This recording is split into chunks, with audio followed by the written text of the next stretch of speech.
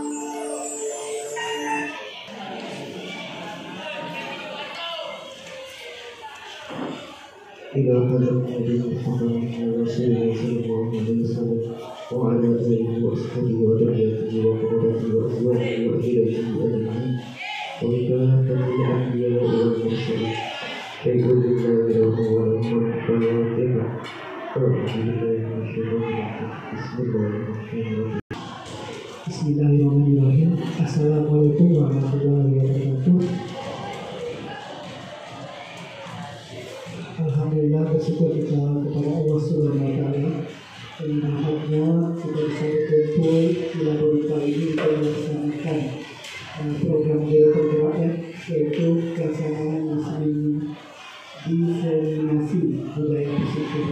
Bismillahirrahmanirrahim. Assalamualaikum warahmatullahi wabarakatuh. Alhamdulillahirrahmanirrahim, atas rahmat Allah dan atas izin Allah Subhanahu wa Ta'ala, kita masih diberi kesempatan untuk berkumpul di sini untuk mengikuti serangkaian acara diseminasi budaya positif untuk memenuhi tugas kami sebagai calon guru penggerak di modul 1.4. Baik, saya ucapkan ribuan terima kasih kepada Bapak Ibu yang bersedia meluangkan waktunya untuk kita sama-sama belajar di sini. Ya, berdirinya kami di sini adalah kami sedang belajar untuk memenuhi tugas modul kami sebagai calon guru. Jadi apabila terdapat kesalahan kepada saya atau rekan saya dalam penyampaian materi, mohon dimaafkan. Nah, baik Bapak Ibu, kita mulai dari pendahuluan. Ya, Ki Hajar Dewantara mengumpamakan sekolah adalah sebuah ladang tempat persemaian bibit. Nah, jadi agar bibit itu berkembang secara maksimal, maka petani itu memberikan pupuk yang berkualitas, kemudian tanam yang berkualitas dan menghalau semua hama yang bisa merusak bibitnya. Jadi Bapak Ibu, itulah analogi kita sebagai guru, ya. Kita menyimpulkan bahwa sekolah ini adalah sebuah peradaban, ya. Jadi kita sebagai guru, kita tidak hanya mengajar, tapi kita mendidik, dan kita tidak hanya menuntut, tapi kita menuntun. Ya, dari analogi ini, kira-kira posisi kita sebagai apa, Bapak Ibu? Kita sebagai petani, kan? Ya, kita sebagai petani, kita sebagai tukang kebun. Kita mempunyai benih, dan benih itu adalah murid kita. Kita semai di atas tanah yang bagus dengan pencahayaan yang sempurna dan bibit yang berkualitas. Ya, kita menanam padi, maka akan tumbuhlah padi.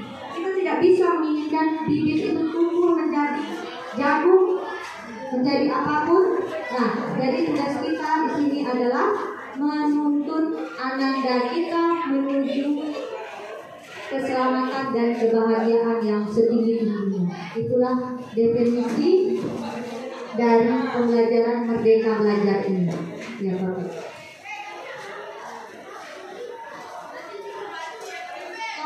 Kalau untuk diseminasi ini, yaitu murid dapat melaksanakan keyakinan kelas yang telah disepakati bersama dan dengan kesadaran diri dan penuh tanggung jawab, serta terwujudnya kebiasaan-kebiasaan baik dalam diri murid sehingga tercermin karakter profil pelajar Pancasila. Kemudian rencana perbaikan, mengevaluasi kesepakatan kelas yang telah dibuat, kemudian menempatkan diri pada posisi kontrol sebagai manajer secara konsisten dan berkelanjutan, dan menerapkan segitiga restitusi dalam penyelesaian masalah di sekolah. Kemudian berkolaborasi dengan semua pihak demi terwujudnya yang positif. Nah, pemaparan saya kali ini yaitu mengenai budaya positif. Inilah materi yang akan kita pelajari 1 jam ke depan, yaitu ada disiplin positif, nilai kebajikan, kemudian hubungan dan penghargaan, keyakinan kelas, teori motivasi perilaku manusia, kebutuhan dasar manusia, 5 posisi kontrol, dan segitiga restitusi. Bapak Ibu yang tertuju ya dengan materinya. Nanti kita akan kupas bersama-sama, kita belajar bersama-sama. Nah, menurut Bapak Ibu budaya positif itu apa? Budaya, ada kata budaya dan ada kata positif. Apa Ibu? Kebiasaan yang baik. Kebiasaan yang sering dilakukan tapi itu positif atau yang baik. Ya, kebiasaan yang baik yang sering dilakukan. Ada lagi? Bapak Ibu ada yang ingin memberi pendapat apa itu budaya positif? Nah, baik kita lihat bersama-sama. Budaya positif adalah sikap, nilai, kepercayaan dan praktik-praktik yang menciptakan lingkungan yang mendukung dan memotivasi orang untuk berkembang dan kontribusi pada positif. Nah, kita coba merefresh kembali ya Bapak Ibu, budaya positif yang sudah kita lakukan di SMP Negeri 1 Meral Cinta ini apa? Ayo kita flashback lagi, apa budaya positif yang sudah kita lakukan? Ini yang pernah kita lakukan ya Bapak Ibu.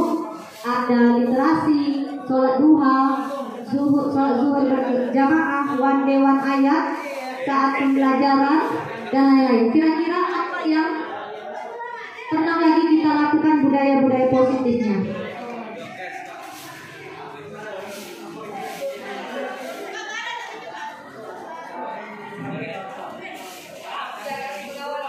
Kira-kira budaya positif apa yang pernah kita lakukan? Seperti yang semalam tuh merah yang kita Berkah itu kan kita baru mulai itu, dan itu jadi budaya SMP 1 Meral. Iya betul.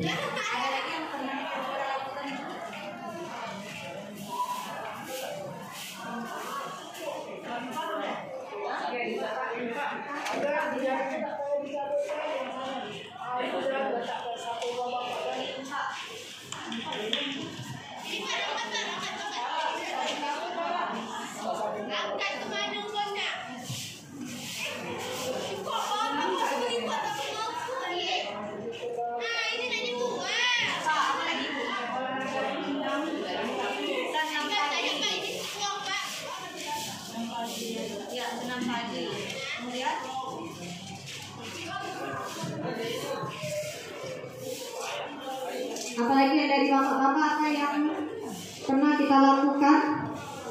bapak yang berbakti itu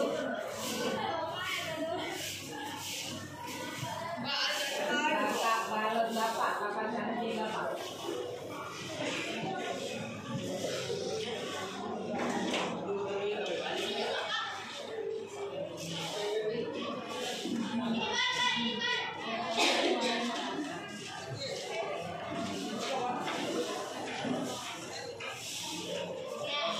Apalagi Bapak Ibu kita punya budaya positif.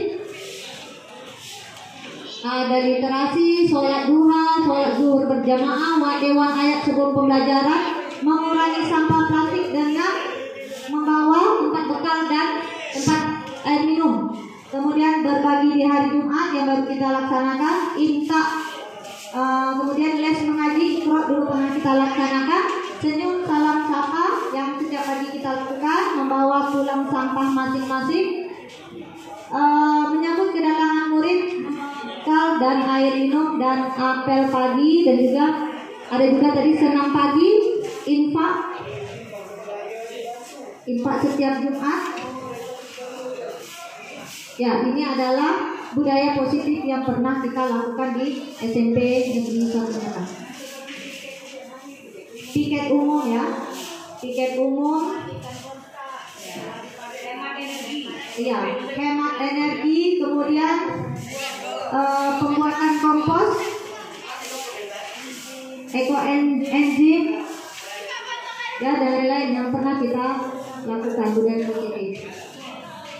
Nah, coba Bapak Ibu pikirkan apa yang terlintas di benak Bapak Ibu ketika mendengar kata disiplin. Disiplin adalah, menurut saya kalau disiplin tepat waktu, kemudian teratur, tertib, hemat, cermat, smart.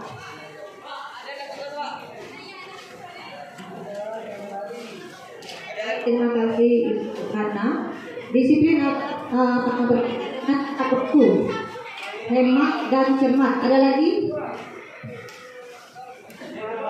Ibu Yuni, kira-kira mendengar kata disiplin apa yang terlintas di kepala Ibu Yuni? Iya.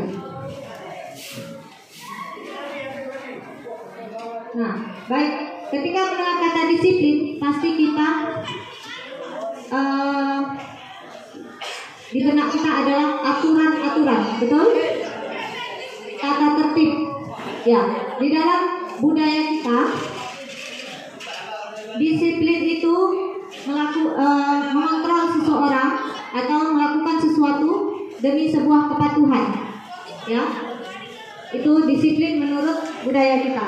Nah, kalau menurut Dewantara, disiplin Ki Hajar Dewantara mengatakan disiplin bahwa untuk menciptakan murid yang merdeka, syarat utamanya ada disiplin yang kuat dari dalam diri atau motivasi internal.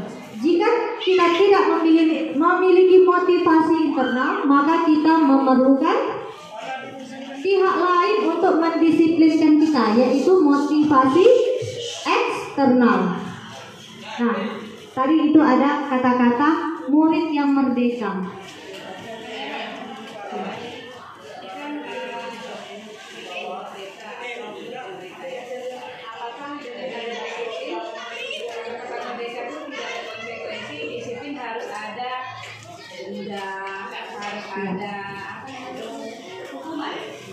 Nah, ini yang akan mau kita pelajari bersama-sama. Nanti akan tiba pada hukuman, konsekuensi, dan lain. Nah, itu tadi Bapak Ibu. Sekarang ini merdeka, kurikulum merdeka, murid yang merdeka itu gimana? Kita selalu mengira mengaitkan merdeka adalah sebuah kebebasan. Ya. Nah, merdeka di sini adalah kita harus punya disiplin yang kuat dari dalam. Contoh, ada dua motivasi, motivasi internal dan motivasi eksternal. Ya Bapak Ibu, motivasi internal, contoh ya, ada dua siswa. Siswa A, dia melakukan kebersihan diri, dia menjaga kebersihan diri. Yang pertama, karena takut dimarahi ibunya. Jika dia tidak bersih, maka ibunya akan marah, atau gurunya akan menegurnya, atau teman-temannya akan menjauhinya. Itu adalah motivasi eksternal. Nah, kalau murid B ini, dia menjalani kebersihan, menjaga kebersihan badannya agar dia sehat dan agar dia tidak mudah sakit. Itu adalah motivasi internal. Nah, jadi Bapak Ibu, kalau ananda kita sekarang ini motivasinya eksternal apa internal? Masih eksternal, karena ada hukuman, ada denda, ada poin, ya. Kita memotivasi, taraf kita masih memotivasi anak dengan ketidaknyamanan dengan adanya hukuman dan konsekuensi. Nah, untuk melaksanakan disiplin atau budaya positif, kita merujuk pada nilai kebajikan. Bapak Ibu bisa lihat nilai kebajikan, kita semua tahu lah ya, ini adalah jenis nilai kebajikan yang mana kita memotivasi diri kita untuk disiplin untuk menuju nilai-nilai kebajikan yang universal. Ada peduli, keterus-terangan, kebersihan, komitmen, belas kasih. Bapak Ibu nampak dari belakang? Iya, ada bertujuan, tegang rasa, gotong royong, rajin, keberanian, kesantunan, kreatif, semangat, kedermawanan, kejujuran, diri, rendah hati, integritas, keberpihakan, keadilan. Ya, ini adalah nilai kebajikan universal yang menjadi pegangan kita untuk melakukan budaya positif. Nah, Bapak Ibu, kita bermain analogi. Bisa nampak layarnya Bapak Ibu? Ini adalah cobalah buka. Cobalah Anda mengepalkan satu tangan Anda. Mengepalkan satu tangan Anda. Coba Anda bayangkan di dalam kepalan tangan Anda ini ada sesuatu yang sangat berharga. Ya. Rekan Anda di sebelah akan memaksa membuka kepalan Anda dengan berbagai cara. Boleh dengan dipaksa, dengan fisik, dengan dimarahi, dengan dipuji, disogok, digelitik, diintimidasi, dimarahi, terserah. Boleh, ya. Jadi coba Ibu Balkis dan Ibu Dewi, ya, saling mengepalkan. Ya, Ibu Balkis mengepalkan, Ibu Dewi berusaha membuka. Ya, ini jadi pengepal, ini jadi yang berusaha.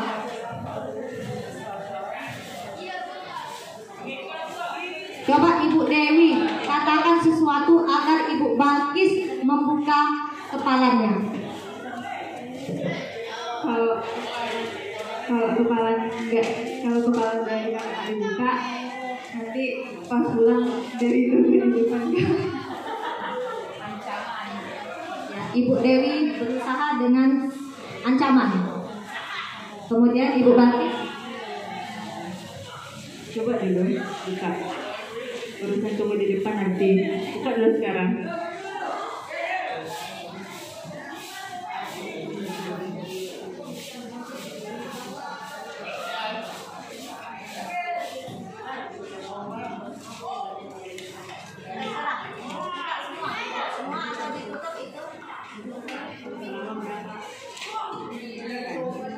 usaha lagi Ibu Dewi, usaha Dewi tutup dengan Rayuan.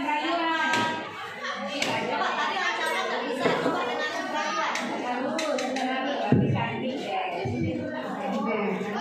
Kalau misalnya kepalanya dibuka, Dewi traktir deh kak.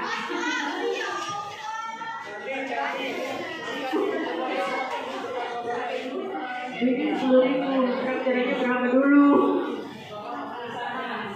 Kalau misalnya nilai yang di kakak kepalanya ini lebih, ini Dewi akan traktir dengan nilai yang lebih tinggi dari yang kakak kepala, dari isi yang kakak kepala. Coba dulu, kita mau tahu tingkat kemampuan Dewi di sini. Harus traktir nanti di belakangan.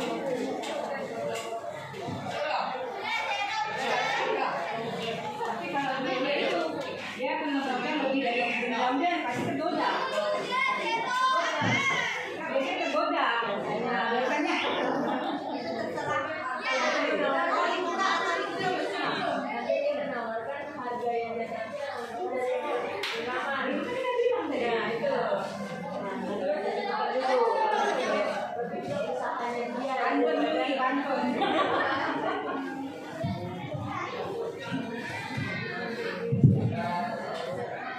Oke ya, ternyata Ibu Dewi tidak berhasil membuka genggaman kepalan tangan Ibu Balkis. Nah, alasan coba dibalikkan. Siapa lagi? Bu Ani dan Bu Ratna. Siapa yang pengepal tangan? Siapa yang berusaha membuka?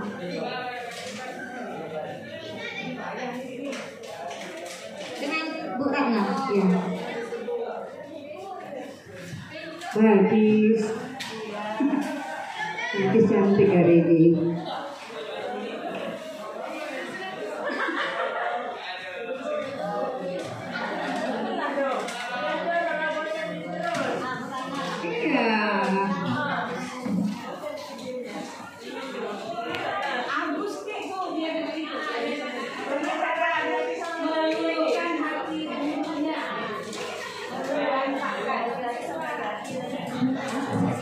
Coba.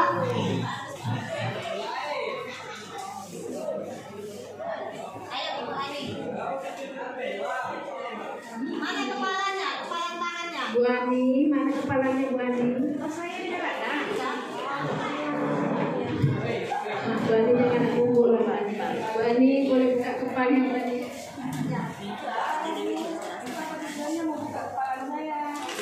Minta tolong Bu. Banyak tuh yang nggak bisa minta tolong saya. Berhasil apa tidak? Berhasil tidak ya? Oh nggak berhasil ya. Nah, ternyata ibu-ibu tidak berhasil membuka kepala. Ibu Ani, apa alasan Ibu Ani tidak membuka kepalanya? Karena yang saya kepal itu sesuatu yang berharga menurut saya.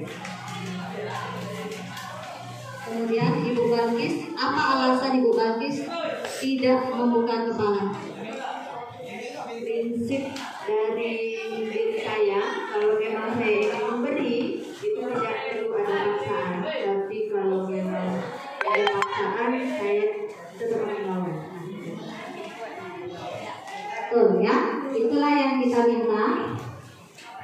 Jadi alasan Ibu sudah menyebutkan kenapa tidak membuka kepala. Sebenarnya siapa yang dalam kegiatan ini sesungguhnya siapa yang memegang kendali? Apakah yang mengepalkan tangan atau yang berusaha mengepalkan? Berusaha membuka.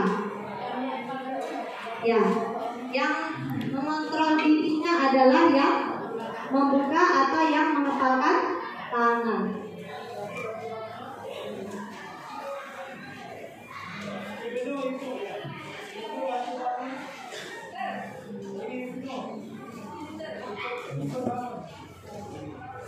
Dan kemudian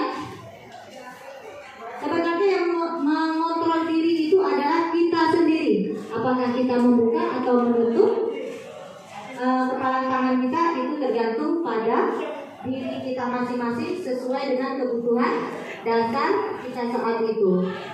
Nah, ini adalah posisi kontrol.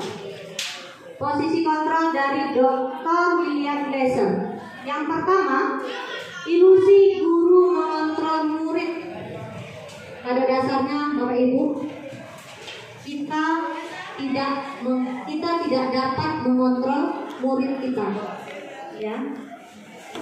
Kenapa?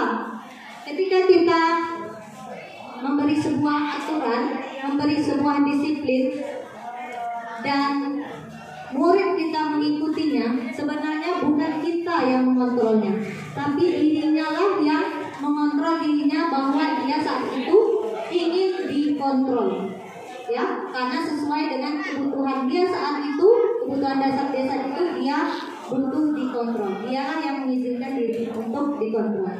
Nah, kemudian ilusi bahwa semua penguatan positif, efektif dan bermanfaat. Ketika kita memberi pujian, kita memberi penghargaan, itu hanya ilusi. Anak mengikuti perintah kita dengan pujian kita, dengan penghargaan, itu hanya ilusi, itu hanya jangka pendek saja. Sebenarnya kontrol diri mereka adalah pada diri mereka sendiri, bukan dari gurunya. Kemudian ilusi bahwa kritik dan membuat orang merasa bersalah dapat menguatkan karakter. Nah, Bapak Ibu pernah tidak merasa membuat anak merasa bersalah? Ya, misalnya contoh, kamu kok gini sih nak? Kan sudah Mem bilang jangan lakukan ini. Mem kecewa loh dengan kamu. Jadi karena kamu berbuat gini, guru-guru lain menyalahkan Mem. Kamu kok gini nak? Itu pun tidak boleh kita lakukan pada murid. Ini sama dengan guru yang suka merajuk.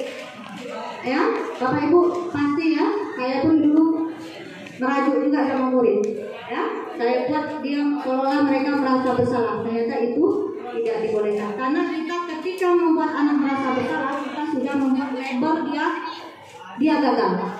Dia melabel dirinya dia gagal telah melakukan kesalahan. Kemudian bahwa orang dewasa berhak memaksa, ya, itu kita memaksa anak dan anak melakukan itu hanya ilusi. Pada dasarnya dialah yang mengizinkan dirinya untuk dikontrol. Nah, kemudian ini masuk ke hukuman konsekuensi restitusi. Atau kita langsung, ini ada hukuman ya Bapak Ibu. Pernah melakukan hukuman kepada murid? Pernah. Termasuk saya Bu. Ya mudah-mudahan secara perlahan kita hilangkan. Nah, hukuman itu bersifat satu arah dan secara tiba-tiba tanpa suatu kesepakatan. Kemudian konsekuensi itu adalah sudah disepakati dan dua arah, tapi tetap saja konsekuensi itu membuat siswa tidak nyaman. Kita memberi sebuah ketidaknyamanan. Coba kita isi ini Bapak Ibu. Ini ada pertanyaan. Nah, coba Bapak Ibu pikirkan. Kita jawab bersama-sama ya. Mencatat 100 kali di dalam buku kalimat saya tidak akan terlambat lagi karena terlambat ke sekolah. Itu konsekuensi apa hukuman? Hukuman. Kemudian lari mengelilingi lapangan basket 2 kali karena terlambat sekolah. Hukuman. Membersihkan coretan yang dibuat di meja. Konsekuensi ya. Tadi nomor 1 itu konsekuensi ya Bapak Ibu. Mencatat mencatat 100 kali dalam buku. Saya tidak akan terlambat lagi ke sekolah. Kemudian murid diminta push up 15 hukuman. Kemudian berjemur di lapangan basket jam 12 siang karena mengobrol dengan teman. Hukuman. Mengganti kertas tugas teman yang dicoret-coret. Konsekuensi. Murid diminta telanjang kaki sepanjang hari karena tidak menggunakan sepatu yang ikut sekolah ya. Hukuman. Berdiri di depan kelas sambil mengangkat kaki satu karena tidak menjawab pertanyaan. Hukuman. Jadi Bapak Ibu sudah tahu ya perbedaan konsekuensi dan hukuman. Nah, ini adalah cara yang tepat selain hukuman dan konsekuensi, yaitu restitusi. Restitusi adalah proses menciptakan kondisi bagi murid untuk memperbaiki kesalahan mereka dengan menggunakan agar mereka dapat kembali ke kelompok mereka. Dengan beberapa pertanyaan, kamu ingin menjadi orang seperti apa ketika anak melakukan kesalahan? Jadi kita menggunakan restitusi, bukan menggunakan hukuman dan konsekuensi. Kamu akan terlihat, terdengar, dan terasa seperti apa kalau kamu sedang menjadi seperti itu? Kita balikkan lagi kepada mereka. Apa yang kamu percaya tentang bagaimana orang harus memperlakukan orang lain? Dan bagaimana kamu mau diperlakukan ketika kamu berbuat salah? Apa nilai yang diajarkan keluargamu tentang hal ini? Apakah kamu memegang nilai ini? Jadi intinya kita menanyakan kembali kepada anak itu, apa alasannya dia berbuat itu, dan kita menekankan bahwa itu salah, dan kita meminta dia solusi dari dia apa. Nah ini hukum oleh penghargaan. Nah ini yang kita mungkin miskonsepsi, penghargaan dan hukuman ternyata sama saja. Ya, pengaruh jangka pendek dan jangka panjang. Penghargaan itu untuk penghargaan itu hanya untuk jangka pendek saja Bapak Ibu. Ya, ketika kita memberi reward itu anak melakukannya budaya positif yang dilakukannya hanya sebentar saja. Kalaupun itu berlangsung dengan jangka panjang, itu akan penghargaan lagi, dan dia hanya mengejar penghargaan. Kemudian penghargaan tidak efektif. Ya, contohnya siswa A dan siswa B sama-sama melihat video gambar sebuah gambar. Kemudian kita beri pertanyaan dan siswa A dapat menjawab. Ketika siswa A dapat menjawab, kita kasih reward. Siswa B tidak dapat menjawab dan tidak mendapat reward. Ketika siswa A melakukan benar dapat reward, benar dapat reward, itu ketika dia tidak dapat reward, dia berhenti melakukannya. Sedangkan yang si B, walaupun dia tidak mendapat reward karena dia tidak pernah mendapat reward, dia akan santai, akan mengulang lagi. Dia tidak peduli dengan reward karena dia tidak pernah mendapat reward. Nah, kemudian penghargaan merusak hubungan, pasti ya. Kita memberi si A dan si B, si A dapat reward, si B tidak, pasti ada muncul iri hati dan kecemburuan, dan si B akan merasa menjadi orang yang gagal dan tidak akan pernah mendapat reward. Kita selalu memperlakukan murid kita seperti itu ya Bapak Ibu di kelas, tanpa kita sadari kita merusak psikisnya. Kemudian penghargaan mematikan kreativitas, ya. Kita selalu siapa yang bisa membuat gambar seperti ini, maka mem akan kasih nilai sekian. Padahal kita tidak tahu isi kepala anak murid kita. Mereka bisa saja mereka ada imajinasi yang lain atau yang lain, tapi kita sudah mengangkat kreativitas mereka. Kemudian penghargaan adalah menghukum. Seperti tadi, ketika si A mendapat penghargaan, maka si B akan merasa dirinya gagal dan dia merasa dihukum. Yang si B mungkin mendapat juara 2 dan juara 2 ini merasa dia dihukum. Kemudian ketika yang juara 1, si A juara 1 tidak lagi mendapat reward, dia pun akan merasa dihukum. Jadi penghargaan dan hukuman itu sama saja, dia bisa merusak kontrol pribadi siswa. Nah, ini keyakinan kelas Bapak Ibu. Ini langsung saja ke contohnya.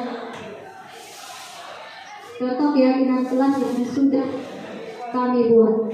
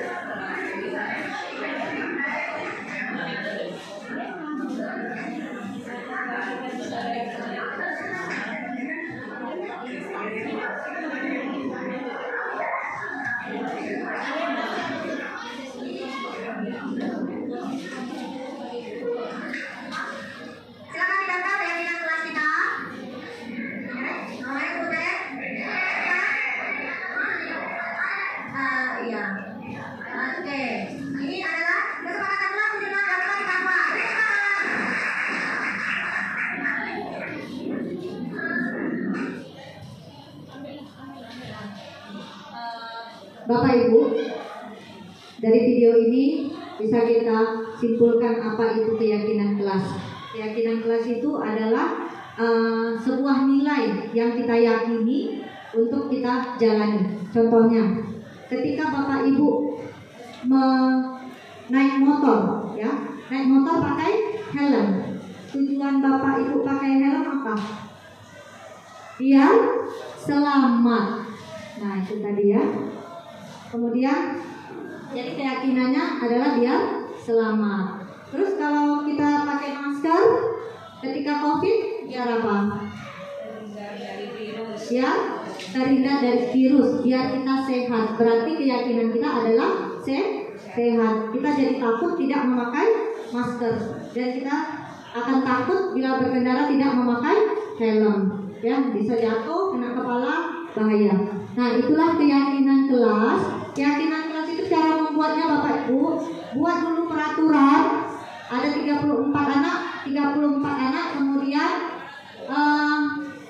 kita menggunakan ini, namanya keyakinan kelas ini, kita mengacu pada nilai kebajikan universal yang saya tunjukkan di depan tadi. Ada peduli, ada tenggang rasa, tadi kan, ada menghormati, ada toleransi, macam-macam. Jadi yang kami ambil adalah yang ini, menjaga kebersihan, saling menghormati, tertib di kelas, tanggung jawab, dan lain-lain. Dan keyakinan kelas ini harus kita pantau secara berkala. Apakah berjalan atau ada yang ingin ditambah atau dikurang, itu kita perlu kita perhatikan. Jadi dimohon Bapak Ibu wali kelas mulai sekarang sudah bisa mengancam keyakinan kelasnya. Jadi di kurikulum Merdeka ini peraturan itu hanya serangkaian kata-kata panjang yang mungkin tidak bisa dihafal oleh anak didik kita. Jadi berilah mereka keyakinan kelas yang hanya pendek namun bisa mereka resapi.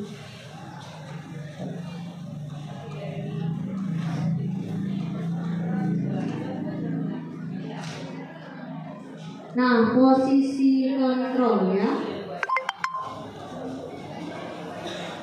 Nah, posisi kontrol kita perhatikan. Kira-kira Bapak Ibu posisinya di mana? Ada sebagai penghukum. Penghukum ini biasanya bisa dibaca Ibu Ani? Bisa. Coba Ibu Ani baca. Kira-kira apakah posisi Ibu Ani seperti ini? Coba baca.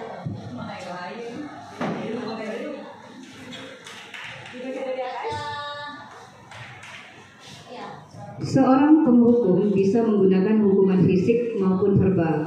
Orang-orang yang menjalankan posisi penghukum senantiasa mengatakan bahwa sekolah memerlukan sistem atau alat yang dapat lebih menekan murid-murid lebih dalam lagi. Guru-guru yang menerapkan posisi penghukum akan berkata, patuhi aturan saya atau awas. Kamu selalu saja salah. Pasti selalu yang terakhir selesai. Guru seperti ini senantiasa percaya hanya ada satu cara agar pembelajaran bisa berhasil, yaitu cara dia.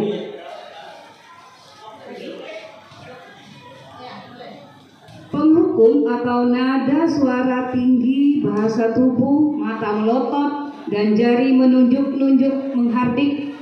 Terlambat lagi, pasti terlambat lagi, selalu datang terlambat. Kapan bisa datang tepat waktu? Tanyakan kepada diri Anda. Bagaimana perasaan murid bila guru berbicara seperti itu pada saat muridnya datang terlambat? Hasil kemungkinan murid marah dan mendendam atau bersifat agresif. Bisa jadi sesudah kembali duduk, murid tersebut akan mencoret-coret bukunya atau meja tulisnya. Lebih buruk lagi, sepulang sekolah murid melihat motor atau mobil bapak ibu guru dan akan menggores kendaraan tersebut dengan batu. Coba yang guru pembuat merasa bersalah, Ibu Ratna. Membuat merasa bersalah. Pada posisi ini biasanya guru akan bersuara lebih lembut. Pembuat rasa bersalah akan menggunakan keheningan yang membuat orang lain merasa tidak nyaman, bersalah atau rendah diri. Kata-kata yang keluar dengan lembut akan seperti, Ibu sangat kecewa sekali dengan kamu. Berapa kali Bapak harus memberitahu kamu ya? Gimana coba? Kalau orang tua kamu tahu kamu berbuat begini, di posisi ini murid akan memiliki penilaian diri yang buruk tentang diri mereka. Murid merasa tidak berharga dan telah mengecewakan orang-orang yang disayanginya. Pembuat merasa bersalah, nada suara memelas, halus, atau sedih. Bahasa tubuh merapat pada lesu. Dengan ekspresinya, Bu. Adi, kamu ini bagaimana ya? Kamu sudah berjanji dengan ibu tidak akan terlambat lagi. Kenapa? Kamu kenapa ya? Senang sekali mengecewakan ibu. Ibu benar-benar kecewa sekali. Bagaimana perasaan murid bila ditegur seperti cara ini? Hasil, murid akan merasa bersalah telah mengecewakan ibu atau bapak gurunya. Murid akan merasa menjadi orang yang gagal dan tidak sanggup membahagiakan orang lain. Kadangkala sikap seperti ini lebih berbahaya dari sikap penghukum, karena emosi akan tertanam rapat di dalam murid, menahan perasaan. Tidak seperti murid dengan guru penghukum, di mana murid bisa menumpahkan amarahnya walaupun dengan cara negatif. Murid tertekan seperti inilah yang tiba-tiba bisa meletus amarahnya dan bisa menyakiti diri sendiri atau orang lain.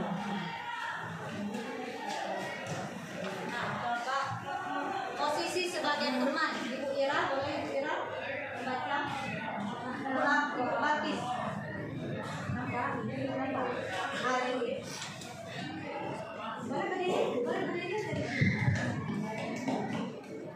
teman. Guru pada posisi ini tidak akan menyakiti murid, namun akan tetap berupaya mengontrol murid melalui persuasi. Posisi teman pada guru bisa negatif ataupun positif. Positif di sini berupa hubungan baik yang terjalin antara guru dan murid.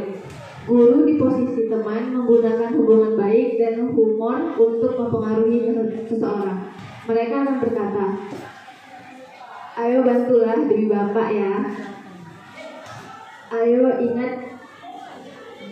ingat tidak bantuan Bapak selama ini.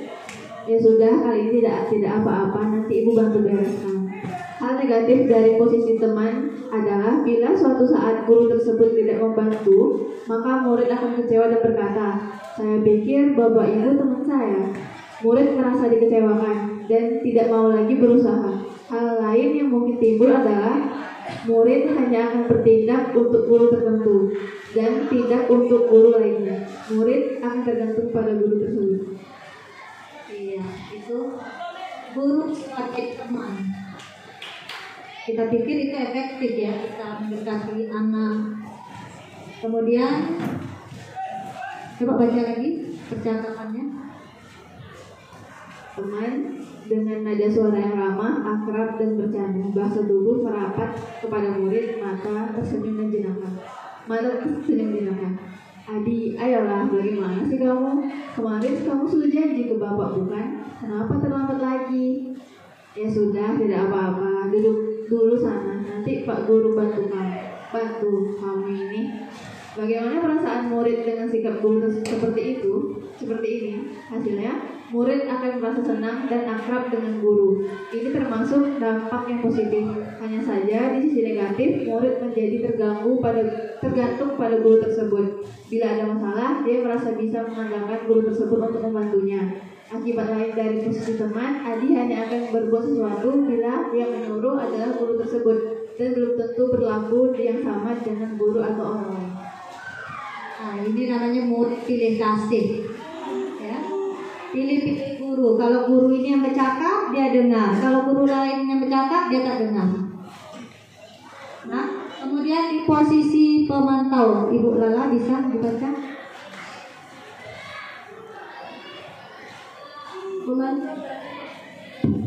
Memantau berarti saat evaluasi kita bertanggung jawab atas perilaku orang-orang yang kita awasi. Posisi pemantau berdasarkan pada peraturan-peraturan dan konsekuensi. Dengan menggunakan sanksi atau konsekuensi, kita dapat memisahkan hubungan pribadi kita dengan murid. Sebagai seorang yang menjalankan posisi pemantau, pertanyaan yang diajukan seorang pemantau, peraturannya apa?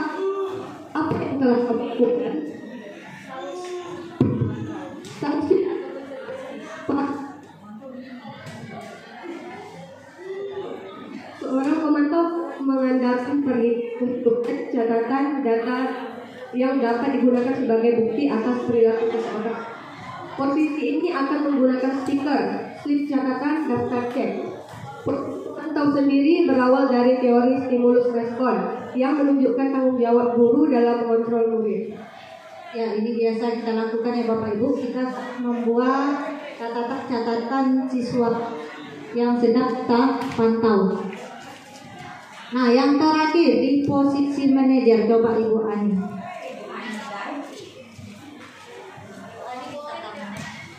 Posisi terakhir, manajer, adalah posisi di mana guru berbuat sesuatu bersama dengan murid, mempersilakan murid mempertanggungjawabkan perilakunya, mendukung murid agar dapat menemukan solusi atas permasalahannya sendiri.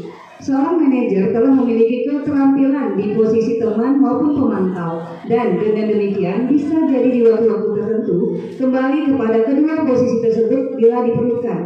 Namun, bila kita menginginkan murid-murid kita menjadi manusia yang merdeka, mandiri dan bertanggung jawab, maka kita perlu mengacu kepada restitusi yang dapat menjadikan murid kita seorang manajer bagi dirinya sendiri. Di manajer, murid diajak untuk menganalisis kebutuhannya sendiri maupun kebutuhan orang lain. Di sini penekanan bukan pada kemampuan membuat konsekuensi, namun dapat berkolaborasi dengan murid bagaimana memperbaiki kesalahan yang ada. Seorang manajer akan berkata, apa yang kita yakini. Kembali ke keyakinan kelas, apa yang kamu meyakininya? Jika kamu meyakininya, apakah kamu bersedia memperbaikinya? Jika kamu memperbaiki ini, hal ini menunjukkan apa tentang dirimu. Apa rencana kamu untuk memperbaiki hal ini? Tugas seorang manajer bukan untuk mengatur perilaku seseorang. Kita membimbing murid untuk dapat mengatur dirinya. Seorang manajer bukannya memisahkan murid dari kelompoknya, tapi mengembalikan murid tersebut ke kelompoknya dengan lebih baik dan kuat. Bisa jadi dalam praktik penerapan disiplin sehari-hari, kita akan kembali ke posisi teman atau pemantau karena murid yang ditangani belum siap diajak berdiskusi atau diundang melakukan restitusi. Namun, perlu disadari tujuan akhir dari 5 posisi kontrol seorang guru adalah pencapaian posisi manajer, di mana posisi inilah murid dapat menjadi pribadi yang mandiri, merdeka, dan bertanggung jawab atas segala perilaku dan sikapnya, yang pada akhirnya dapat menciptakan lingkungan yang positif, nyaman, dan aman.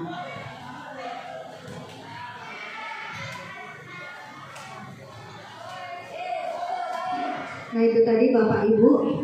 Sekarang untuk saat ini kita berusaha bersama-sama memulai dari yang kecil dulu, kita menuju ke posisi manajer. Step by step kita lakukan. Nah biasanya posisi manajer ini dalam menyelesaikan masalah menggunakan segitiga restitusi. Ini ada pertanyaan kamu. Yang pertama, menstabilkan identitas, kemudian validasi tindakan yang salah dan keyakinan, dan menanyakan keyakinan. Nah, langkah-langkahnya menstabilkan identitas adalah kita semua akan melakukan hal terbaik yang bisa kita lakukan. Kemudian validasi tindakan yang salah, semua perilaku memiliki alasan. Ketika anak salah, kita tanyakan dulu apa alasannya. Kemudian menanyakan keyakinannya. Kita semua memiliki motivasi internal. Jadi Bapak Ibu percayalah bahwa anak kita punya motivasi internal.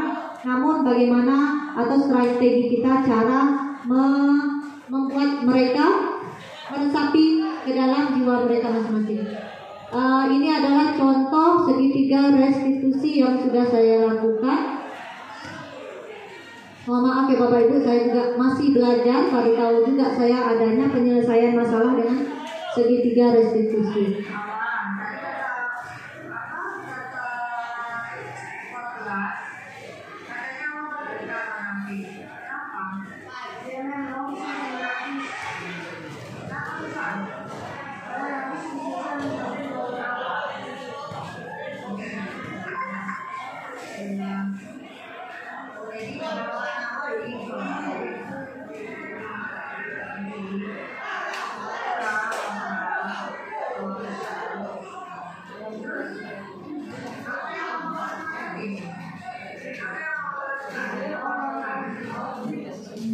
Nah, Bapak Ibu, yang pertama kita tanyakan identitas, menstabilkan identitas. Apa yang dia lakukan? Ya, kenapa dia melakukan? Dan kita itu masih di posisi tenang. Ya, ketika anak melakukan kesalahan, kita tenang, kita menentukan identitasnya, identitas kesalahannya.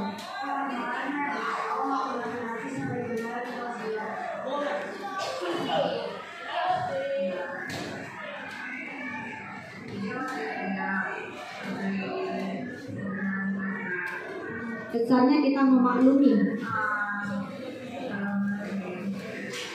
Dan ini sudah masuk ke validasi kesalahannya.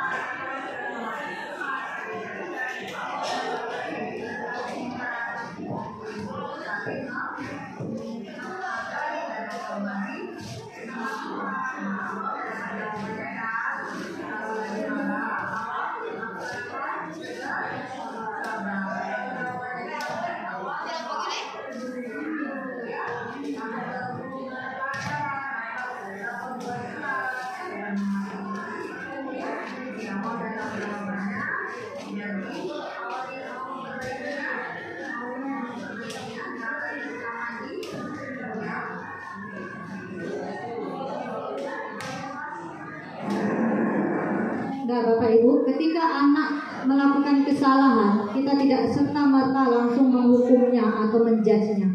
Jadi kita stabilkan dulu, kita tentukan identitasnya, apa kesalahannya, bla bla bla. Kemudian kita validasi kesalahannya, bahwa katakan itu memang salah. Kemudian di akhir kita tentukan dia maunya apa, solusinya itu dari dia sebenarnya. Dan kita hanya memantau dia, membimbing dia untuk menjalankan solusi yang dia inginkan. Baik Bapak Ibu, sekianlah pemaparan budaya positif dari saya. Apabila ada yang salah, saya masih banyak kekurangannya, ya nanti akan dilanjutkan untuk biar lebih mantap lagi, akan dilanjutkan oleh rekan saya Ibu Irina. Dan nanti pada di akhir kita akan memasuki sesi tanya jawab. Baik, saya akhiri. Assalamualaikum warahmatullahi wabarakatuh.